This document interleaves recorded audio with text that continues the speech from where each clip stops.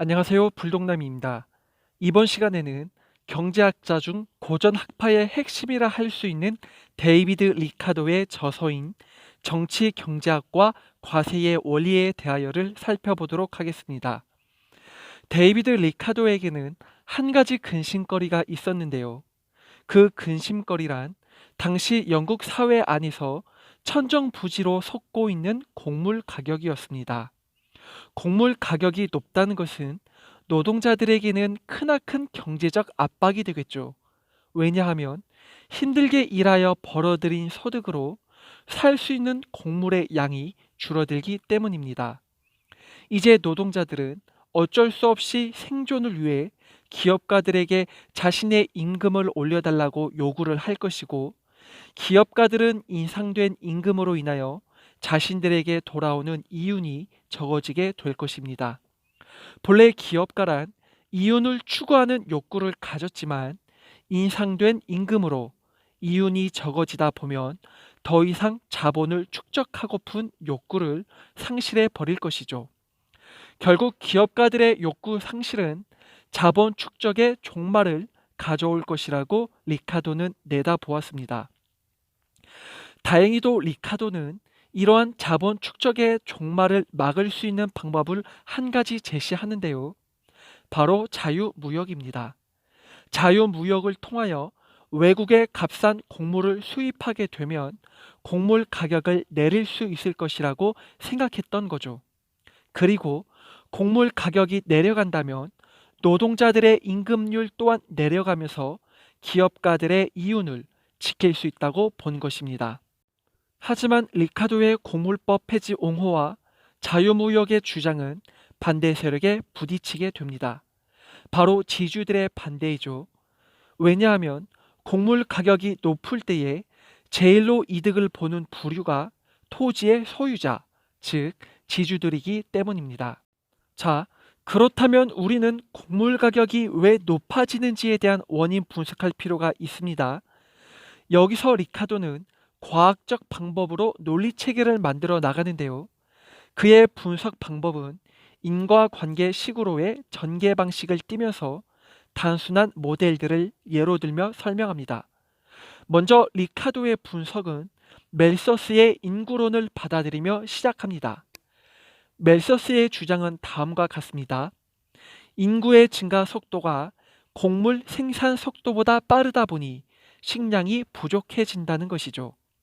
리카도 역시 멜서스의 인구론을 따라 인구의 증가로 곡물이 희소하게 되매 곡물의 가치가 상승할 것이라고 보았습니다. 이러한 가정을 토대로 리카도는 몇 가지의 단계를 단순화시켜 자신의 주장을 전개해 나가는데요. 다음과 같습니다. 첫 번째, 인구의 증가로 곡물의 수요는 커질 것이다. 두 번째, 수요를 채우기 위해 비옥도가 떨어지는 농지까지 개간될 것이다.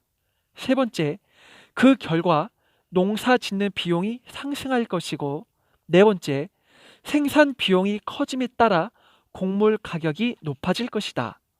다섯 번째, 곡물 가격과 함께 노동자 임금도 커질 것이다. 여섯 번째, 기업가의 이윤은 떨어질 것이고 반대로 비옥한 토지의 지주들의 이윤은 커질 것이다 입니다. 이렇게 리카도는 곡물 가격이 높아지는 이유가 비옥도가 떨어지는 토지를 개간하는 데 투입되는 노동량 때문이라고 보았습니다. 즉, 투입되는 노동량이 상품의 가치를 결정한다는 노동가치설을 말하고 있는 것이죠. 한 가지 예를 들자면 비옥한 1등급 토지에서 쌀을 100가마 생산하는데 노동자가 10명이 필요하다고 봅시다. 그런데 수요가 급증하는 바람에 비옥도가 떨어지는 2등급 토지에도 개간을 시작한다고 가정해보죠. 그렇게 된다면 2등급 토지에서는 1등급 토지와 같은 쌀 100가마를 생산하기 위해서 1등급 토지에 필요한 노동자 10명이 아닌 추가 노동력이 더 필요하게 되겠죠. 결국 2등급 토지에 투입된 노동량만큼 생산된 쌀의 가격은 높아지게 됩니다. 이같이 곡물 가격은 토지의 비옥도의 차이에서 오는 추가 노동량 때문에 결정된다는 것이라고 리카도는 말을 합니다. 이제 다음으로 리카도는 어떻게 하여 기업가의 이윤이 줄어들고 지주들이 받는 지대는 높아지는지에 대한 원인을 분석하기 시작하는데요. 먼저 지대란 어떤 식으로 발생되는지에 대한 고찰이 필요합니다. 리카도가 정의하는 지대란 경제적 지대를 말합니다. 다시 말해서 토지를 유지하기 위한 최소 비용이 있는데 이 최소 비용을 초과하는 금액을 지대라고 정의 내리는 것이죠. 예를 들자면 다음과 같습니다. 1등급 토지에서는 쌀 생산을 100가마 할 수 있습니다. 반대로 비옥도가 떨어지는 2등급 토지에서는 90가마를 생산할 수 있죠. 쌀 한 가마에 1,000원이라고 할 시 1등급 토지에서 생산된 100가마의 이득은 100만 원이 되고 2등급 토지에서 생산된 90가마는 90만 원이 됩니다. 자, 여기서 지대란 바로 100만 원과 90만 원의 차액인 10만 원이 되는 것이죠. 바로 이 10만 원이라는 지대가 지주들의 손에 들어간다는 것입니다. 이 같은 절차로 봤을 때 다음과 같은 결론으로 귀결되는 것을 볼 수 있는데요. 즉, 비옥도가 떨어지는 2등급, 3등급, 4등급 토지가 개간되면 될수록 지대값은 점차 커지게 된다는 것이죠. 결국 곡물 가격이 높을수록 이득을 보는 부류는 지주가 되는 것입니다. 반대로 토지를 빌려서 쌀을 생산하는 기업가, 즉 영농인들 같은 경우에는 어떨까요? 비옥도가 떨어지는 토지에서는 생산 비용이 커지기에 노동자들의 임금으로 돈이 많이 나갈 것이고 여기에다 지대까지 지불하게 된다면 기업가의 이윤은 남는 게 없게 됩니다. 더 나아가 노동자의 임금이 기업가의 이윤과 같아질 때면 기업가의 자본 축적의 욕구는 사라지게 될 것이고 이는 곧 자본 축적의 종말로 이어지게 됩니다. 이제 마무리 짓도록 하겠습니다. 데이비드 리카도는 곡물법을 폐지와 함께 자유무역이야말로 당시 영국 경제를 위한 길이라고 생각했습니다.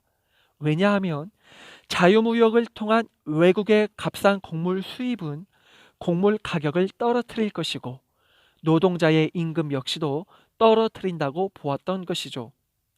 임금이 하락해야지 기업가의 이윤이 살아날 수 있다고 보았던 것입니다. 여기서 리카도의 중요한 말이 나오죠. 임금의 하락 없이는 이윤은 상승할 수 없다입니다. 이렇게 하여 이번 시간에는 데이비드 리카도의 정치 경제학과 과세의 원리에 대하여를 살펴보았습니다. 지금까지 시청해 주셔서 감사합니다.